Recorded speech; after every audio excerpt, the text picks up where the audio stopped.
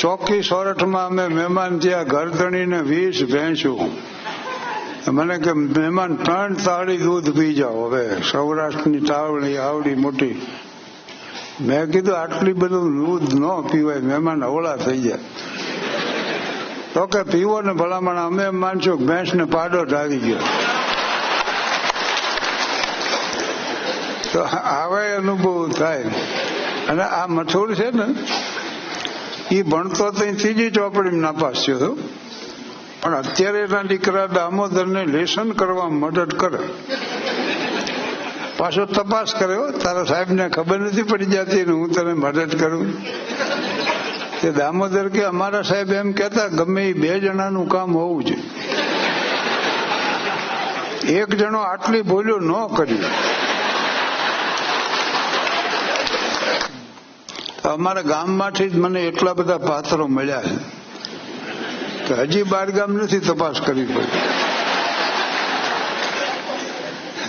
મારો મિત્ર છે મથુર, તે મથુરને જોવા મહેમાન આવ્યા. મને પૂછ્યું, મને કે મુરતિયામાં કઈ લાયકાત છે? મેં કીધું ઉંમર લાયક છે. પછી મથુરના લગ્ન થયા. હમણાં મને ભેગો થયો કે મારી પત્ની છે ને રોજ સવાર પડે ને 200 રૂપિયા માંગે. એટલે હોય નહીં કીધું. તો કે હા, સવાર પડ્યો નથી, લાવજો 200 રૂપિયા. મેં કીધું પણ રોજ 200 રૂપિયાનું એ કરે શું? તો મથુર કે હું આપું તો ખબર પડે. અને મથુર ને આ મહેમાન આવ્યા તો એના દીકરા દામોદર ને કીધું કે બેટા મહેમાન હાટું કઈક લઈ આવ્યો. એનો દીકરો જઈને રિક્ષા લઈ આવ્યો. મહેમાન ત્યાં રવાના.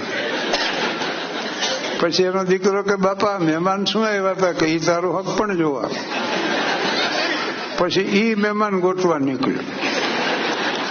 અને અમદાવાદ જઈને અમે, તો હું જે બોલું છું એ તળપદી લોક ભાષા છે. મેઘાણીએ લખે. મેઘાણીનું જન્મસ્થાન અમારાથી 18 કિલોમીટર દૂર છે, ચોટીલા. પણ અમદાવાદમાં જઈએ એટલે ભાષા ફરી જાય. અમે જઈએ એટલે પૂછે કેમ આયા કે? એટલે અમે કે આ આવ્યા. તાર કે આ વખતે આવો ને તાર અમારે ત્યાં ચોક્કસ ને ચોક્કસ આવજો. પણ અત્યારે આવ્યાનું શું?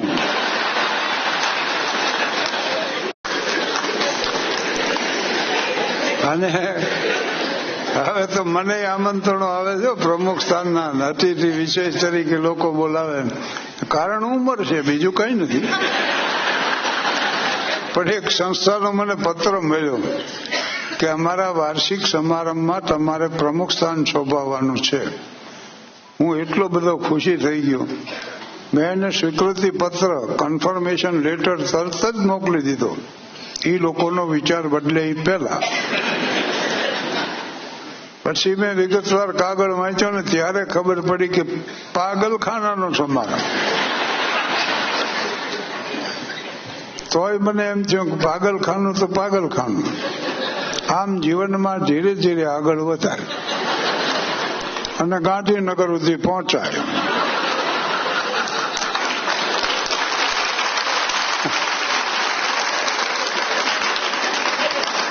એટલે હું તો તૈયાર થઈને ગયો. મને એમ થયું કે 7-8 જણા તો હામાં આવશે અને આવું મોટું ઓડિયન્સ રાહ જોતું હોય છે. પધારો પધારો કરીને આપણને લઈ જાય છે. મેં તપાસ કરી, ત્યાં કોઈ હતું જ નહીં. બોલો, પેલા એની ઓફિસ ગોતી, અહીંયા 2 જણા બેઠા હતા. મેં કીધું મારું પ્રમુખ સ્થાન છે, સમારંભ ક્યાં છે? તો ઓલો બેઠો હતી. મને કે શેનો સમારંભ? આ તમારી સંસ્થાએ મને પત્ર લખ્યો. મેં એને પત્ર દેખાડ્યો. ત્યારે બીજાએ એમ કીધું અમે જો લખ્યો હોય તો હોવો જોઈએ.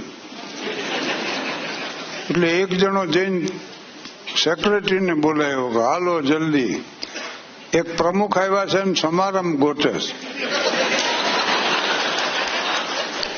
છે. સેક્રેટરી પોતે આવ્યા ને કે હા છે, ગોઠવો ગોઠવો, ટેબલ ગોઠવો, ખુરશી ગોઠવો.